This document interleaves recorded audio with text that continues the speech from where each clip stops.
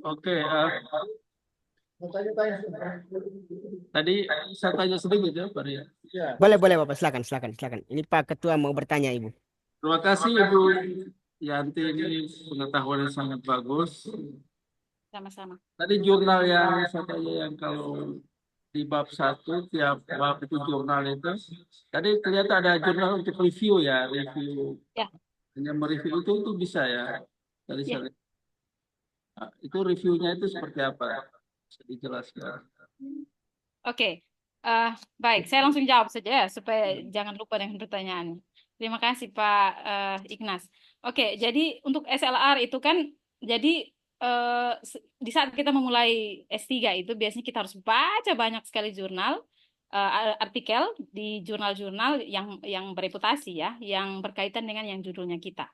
Jadi contohnya saya buat tentang intelligent system untuk diagnosis malaria. Jadi otomatis saya harus cari tentang intelijen sistemnya, terus machine learningnya di bidang itu, terus di malaria diagnosisnya seperti apa. Jadi itu semua kita gabungkan. Nah, SLR yang bisa dipakai, jadi misalkan kita bisa buat SLR dari ribuan jurnal ya. Awalnya kita seleksi dari ribuan jurnal. Jadi contohnya dari Elsevier, kan ini ada kaitan dengan kesehatan, jadi ada PubMed-nya, bisa IEEE, bisa dari Taylor and Francis. Pokoknya itu kita ambil semua.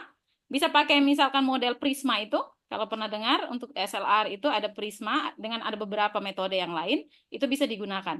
Jadi kita bisa misalkan ambil dari ribuan dari beberapa pengindeks itu, terus kita seleksi dia berdasarkan kriteria-kriteria, ada inclusion kriteria, ada exclusion kriteria, kita keluarkan. Terus nanti pada akhirnya akan jadi sekitar puluhan, yang benar-benar dipakai itu hanya puluhan. Dari ribuan itu hanya puluhan saja yang dipakai. Nah, dari puluhan itu yang kita akan kaji. Misalkan machine learning techniques yang paling banyak digunakan untuk malaria diagnosis adalah yang mana? Itu yang kita ceritakan. Jadi sebenarnya itu susah. Minta maaf ini jam 6 jadi saya alarm bunyi. Jadi kita bisa ceritakan dari jurnal-jurnal inti yang kita dapat itu, kita bisa dapat misalkan dari segi malaria prediction paling banyak di mana, misalkan lebih banyak menggunakan itu microscopic results itu yang gambar-gambar itu, atau misalkan yang pakai medical records belum ada. Nah, itu novelty-nya di situ punya kita. Jadi seperti itu, kita bisa mendefinisikan kebaruannya dari setelah melakukan review-review seperti itu, baru kita bisa klaim bahwa belum pernah ada yang buat. Nah, di situnya SLR-nya. Hanya memang kerja berat sekali. Karena bayangkan dari ribuan jurnal, kita harus perkecil dia, jadi cuman puluhan saja. Itu kita awal itu pusingnya luar biasa itu. Dan Gimana memang waktu itu saya tidak punya banyak waktu untuk itu. Gitu, gimana Pak. cari referensi pasti, cari kayak gitu ya sebenarnya. Ya, jadi yang paling bagus tuh baca dulu dari abstrak dan kesimpulannya kan. Dari situ tuh kita sudah bisa tahu. Nah, sekarang sudah ada chat GPT, kasih saja kita download semua file-file itu, kasih masuk misalkan 555, suruh dia review, buat dalam bentuk tabel. Itu sudah lebih mempermudah kita punya hidup. Itu bisa. Chat GPT itu bisa dimanfaatkan, yang penting datanya kita yang kasih. Bukan minta dia yang kasih, tapi kita kasih data dulu baru suruh dia list, saya mau lu buat tabel begini gitu. Oke, terima Gitu, kasih. Pak. Ya, Ibu izin Bu. iya, iya, Ah, Pak Mek. di SLR tuh Silakan Bapak. presentasinya kemarin Ibu berapa? Kan kemarin kesehatan. Itu Mm-mm. presentasi SLR-nya tuh di kesehatannya berapa persen, lalu di riset di riset yang kita mau ini ambil itu berapa persen di ilmu kita? Oke, jadi itu tuh sebenarnya sudah langsung applied-nya, Pak. Jadi yang saya ambil itu sudah misalkan machine learning untuk malaria prediction. Jadi sudah benar-benar segala macam publikasi yang berkaitan dengan malaria yang memanfaatkan machine learning. Nah, jadi sudah langsung implementasinya. Kita tidak bagi sendiri Oh malarianya iya. sendiri. Karena Oh, kita dari segi IT kan, jadi kita harus oke. tonjolkan IT-nya gitu. Ya, ya. Gitu. Oke. Oke. Silakan Pak Rian. Baik, mungkin teman-teman masih ada yang mau bertanya yang di dalam Zoom. Pak Doni, Pak Paskalis, Ibu Emiliana mungkin. Teman-teman yang di Zoom mungkin mau bertanya, silakan saya berikan ke waktu dan kesempatan.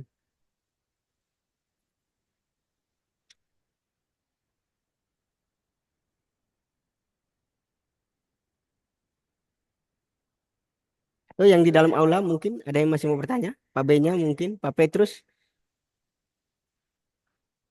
pas ya. Oke, ya, yang menjadi apa ya? Eh, Menarik di sini saya melihat tadi itu ada misalnya kita punya tesis ya Ibu ya. Kita Ya. punya tesis itu dari bab ke bab itu kita bisa menjadi sebuah artikel yang di setiap bab itu kita menjadi masing-masing artikel begitu. Itu triknya seperti apa Ibu? Saya tertarik gitu. Oke. Jadi misalkan gini ya, saya coba share saya punya publikasi saja. Eh, yang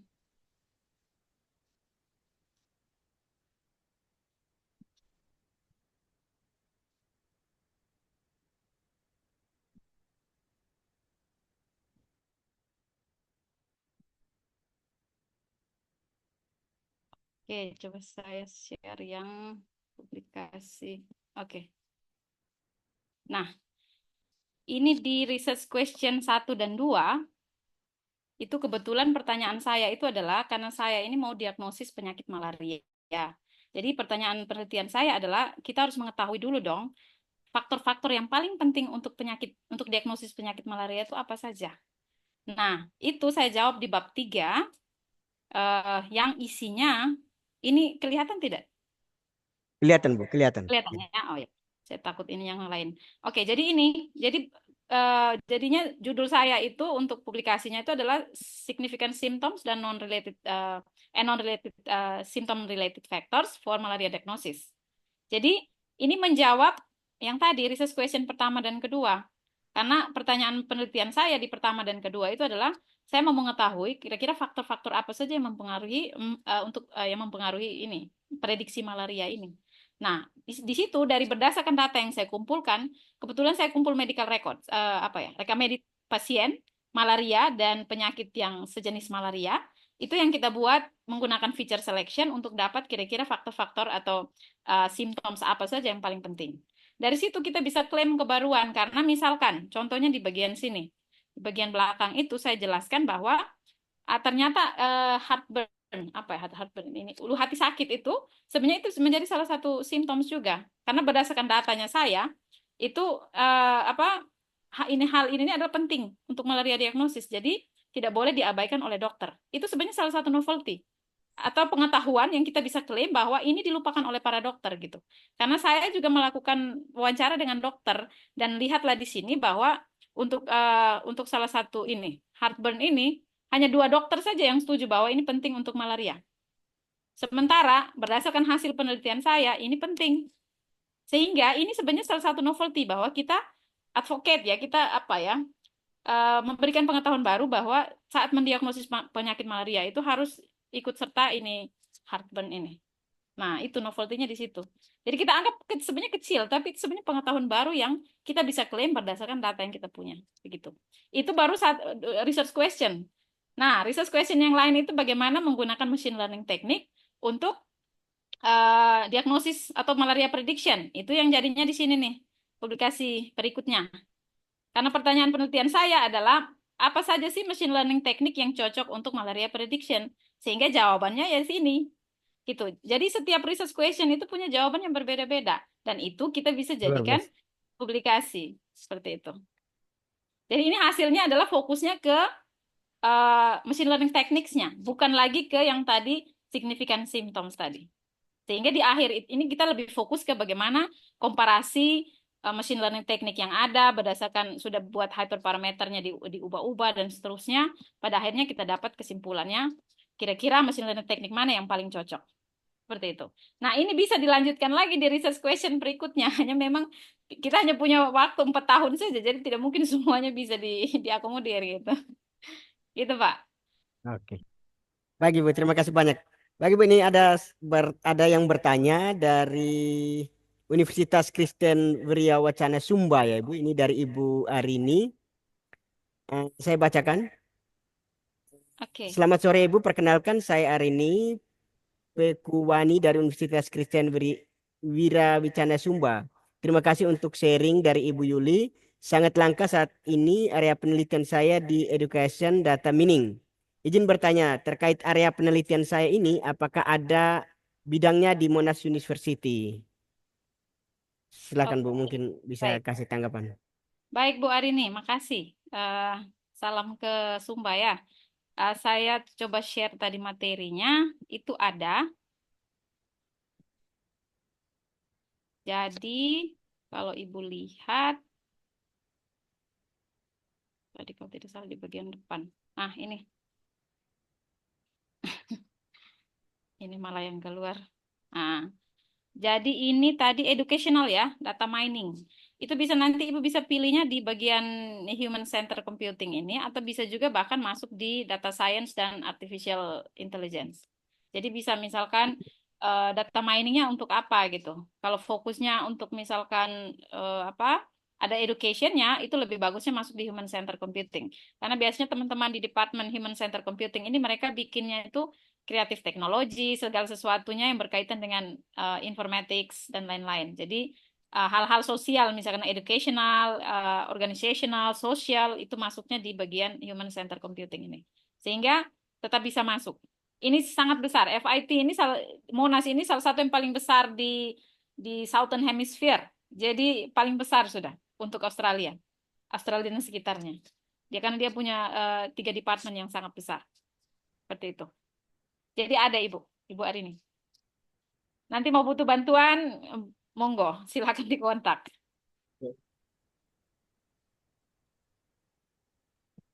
Bu, kalau bisa nyambung-nyambung saja bisa ya, Mariana. Ya, silakan. Bisa Bapak, silakan. Kalau apakah selama macam pakar yang mengerti malaria atau dokter itu atau selama tentang malaria kita Ibu ke dokter Ibu atau orang ahli itu tentang malaria itu sendiri. Maaf Pak Ignas, mungkin bisa diulang kah? Suaranya agak bergema, jadi saya kurang dengar. Dengan penyakit ada bantuan dari seorang dokter yang paham tentang malaria atau perawat atau apa yang apa konsultasi tentang malaria.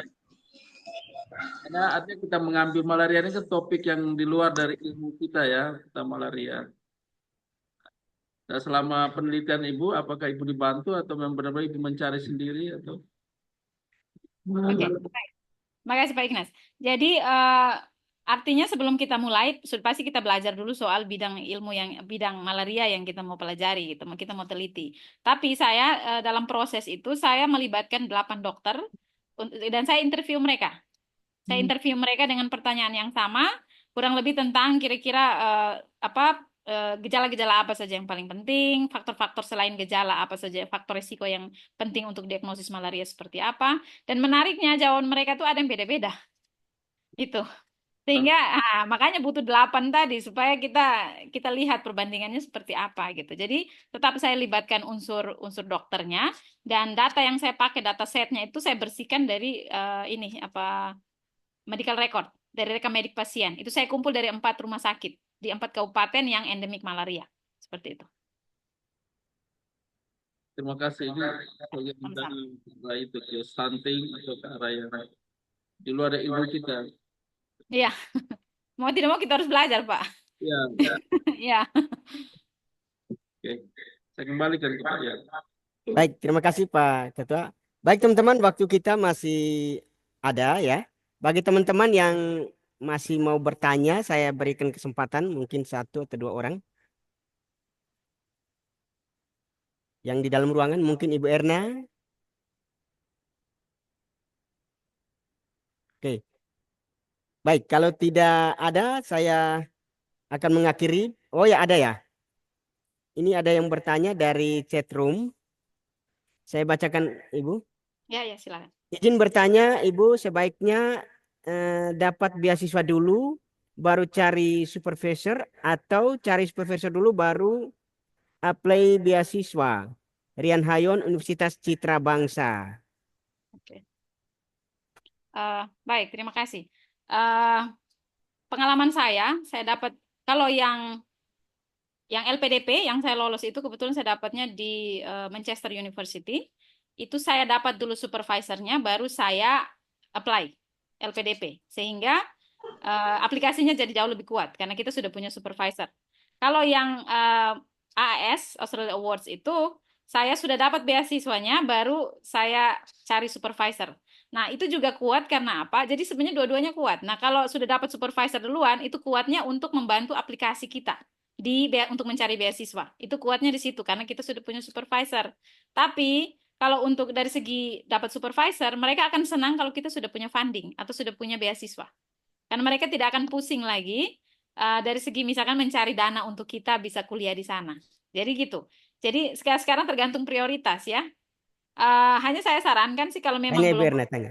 belum ada beasiswa, ya bisa lebih baik cari supervisor dulu. Hanya untuk memperkuat bisa diterima, bisa dapat supervisor tadi saya bilang CV-nya harus kuat dan research proposalnya harus bagus. Nah, CV harus kuat itu bagaimana? Rajin publikasi dan rajin lakukan pengabdian kepada masyarakat. Cerita-cerita itu penting untuk meyakinkan mereka. Seperti itu. Demikian.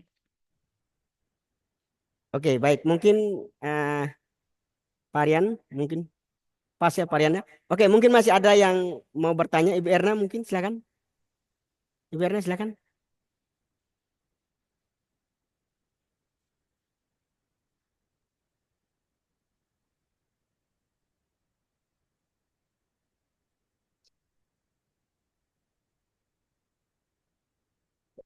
Minta maaf Ibu, suaranya kedengaran? Suaranya saya tidak dengar. Sorry. Suaranya. Kalau tidak Ibu lewat chat aja, lewat chat. Ya, bisa lewat chat. Lewat Oh chat. ya, Ibu. sudah chat saya. Oh, sudah. Ah, Ya, sudah. baik. Ibu, terima kasih. Hari ini kayaknya informasi yang sangat-sangat mahal sekali untuk sore ini. Terima kasih banyak, Ibu. Luar biasa. Kalau saya perempuan, saya motivasinya jalan-jalan, Bu. Tadi presentasi di awalnya itu. Pertanyaan saya ini, Bu, kan kita harus cari fundingnya. Kalau dibanding LPDP dan Australian Awards itu, kenapa Ibu pilih salah satunya? Mungkin apakah ada alasannya? Terus ini apa? Yang kedua, Ibu sudah mempersiapkan untuk lanjut S3 itu sudah berapa tahun? Apakah hanya karena sebagai dosen ya penelitian, pengabdian, atau memang sudah prepare berapa tahun? Ada prepare khususnya seperti apa? Mungkin itu saja, Bu. Terima kasih. Oke, baik. Terima kasih Bu Erna ya. Oke, ya saya juga sama, motivasinya jalan-jalan. Mau tinggal di daerah yang negara yang punya 4 musim tadi. Kalau dari segi pilihan kenapa AS, sebenarnya murni karena waktu itu AS hasilnya keluar duluan. Jadi saya cerita sedikit. Saya lolos juga yang ada satu program namanya RPWW, punyanya Australia Awards. Itu mereka ada research proposal writing workshop. Jadi mereka mempersiapkan orang yang mau tulis mau lamar S3 AAS, itu mereka persiapkan ada satu workshop tersendiri yang itu kita tinggal di hotel bintang 5. Yang luar biasa. Waktu itu saya cek harganya di Traveloka itu sekitar 7 jutaan. Saya sendiri kaget itu. Luar biasa mereka mau danai kita untuk tidur di tempat seperti itu. Nah, itu mereka tujuannya itu adalah mempersiapkan kita untuk daftar S3. Jadi benar-benar dilatih bagaimana buat proposal yang baik. Nah, jadi waktu itu kita diminta untuk yang lolos itu diminta untuk membawa riset proposalnya. Kita bawa punya kita, mereka bawa ahlinya dari Australia untuk mengecek, untuk melihat kira-kira proposal ini perlu perbaikan di mana, apa yang perlu ditambah, apa yang perlu dikurangi terlalu banyak dan seterusnya. Jadi bisa manfaatkan hal-hal seperti itu, Bu. Ada banyak sekali pelatihan-pelatihan yang disediakan. Yang penting rajin untuk cari informasi dari website, misalkan dari punyanya Australia Awards, punyanya LPDP. Nah, LPDP saya kurang tahu ya, kayaknya tidak terlalu banyak program begitu, tapi untuk Australia Awards itu banyak sekali. Termasuk untuk yang S2 itu ada ELTA itu, bahkan kita digaji itu. ELTA itu satu bulan kalau tidak digaji sekitar 3 juta. Kita sudah dapat gratis, digaji pula. Seperti itu. Nah, untuk persiapan, saya kebetulan iseng tes IELTS waktu itu pertama kali tes itu saya dapat 6 overall-nya. 5,5. 5,5. Nah, syarat untuk daftar itu 6. Masih kurang setengah nih. Nah, waktu itu saya ke Bali 2 minggu, khusus untuk ke ILF-nya, khusus untuk ini kursus kilat selama 2 minggu. Terus di akhir pekannya itu saya langsung tes IELTS-nya. Nah, puji Tuhan saat itu saya dapat 6. Dalam 2 minggu itu meningkat setengah untuk bisa dapat itu syarat untuk bisa daftar. Nah, karena syarat untuk daftarnya sudah ada, saya bisa lamar di LPDP, saya bisa lamar di AS. Jadi kita itu sebenarnya tidak kalah bersaing dengan orang lain ya, sama sekali tidak kalah bersaing karena buktinya saya ke sana saya bisa ngajar mahasiswa di sana S1 dan S2 bahkan. Jadi yang kalah itu adalah di bahasa Inggrisnya, pintu masuknya itu yang kita masih susah. Jadi berani investasi di awal itu memang kita kasih keluar uang karena pergi ke Bali 2 minggu kita harus tiket PP, belum kita bayar biaya kursusnya, belum tes IELTS-nya sendiri itu sekarang sudah 3 jutaan. Jadi waktu itu saya investasi kurang lebih sekitar 15-an juta, tapi puji Tuhan hasilnya luar biasa gitu. Jadi memang hal-hal seperti itu harus dibuat Ibu. Terus salah satu tips lagi, kalau bisa langganan TV-TV luar itu tiap hari dengar saja. Tidak fokus pun tidak ada masalah. Yang penting kasih nyala saja, dengar saja. Karena nanti lama-lama itu alam bawah sadar kita tuh bisa menangkap bahwa oh ternyata setelah ini kata nih harusnya ini. Dengan sendirinya tuh kita bisa sadar gitu. Seperti itu. Nah, jadi apa sih mau Netflix, mau film terserah. Waktu itu saya yang Warner Bros itu. Nah, jadi saya biarkan tiap hari itu dia jalan saja sendiri di situ. Saya hanya sedikit pasang telinga saja. Itu meningkatkan listening dan pada akhirnya nanti speakingnya jadi agak lebih baik seperti itu. Terus apa lagi? Kita luar negeri. Wah, luar biasa Ibu. Baik teman-teman, kalau sudah tidak ada lagi yang mau bertanya, tak terasa kita sudah sampai di penghujung acara pada sore hari ini. Untuk itu sekali lagi saya selaku moderator menyampaikan terima kasih banyak kepada Ibu Yuli yang sudah memberikan banyak ilmu, motivasi untuk kita semua. Untuk itu saya Gregorius Rindu Iriane mohon pamit. Ya, oke. Minta maaf Ibu, saya mohon izin kita foto bersama dulu. Untuk teman-teman yang ada di ruang Zoom bisa mengaktifkan kamera biar kita foto bersama. Ini cara ininya gimana? Foto bersama dulu. Ayo semua aktifkan. Pak Doni, Pak Putra, Pak Paskalis. Ya, terima kasih ya Ibu. Jadi kelihatan. Ibu Yanti. Sama-sama. Nanti kita kopi darat lah di Stikom ya. Ya. Ya, Pak Doni juga. Pak Doni juga nih, Pak Doni masih. Halo Pak Doni. Pak Patris. Ibu Emil dari orang Semarang nih. Pak Melton. Ya, Pak Melton. Selamat sore Pak. Sore. Pak Doni ya. Sore ya. Depan Pak Doni ya. Sharing. Oke, Pak Rian mainkan. Oke. Satu. Slide pertama 1, 2, 3. Masih baru slide pertama Bapak Ibu. Saya lanjut ke slide kedua. Aptikom ya. 1, 2, 3. Like this. Oke. Bentar, slide ketiga. Masih ada? 1, 2, 3. Keempat diaul. Terima kasih. Oke, sekali lagi Ibu saya selaku moderator mengucapkan terima kasih banyak dan terima kasih banyak juga buat teman-teman yang sudah hadir pada sore hari ini. Untuk itu saya mohon pamit. Sampai jumpa di kegiatan-kegiatan selanjutnya. Selamat sore untuk kita semua. Selamat sore Ibu. Ya, sore.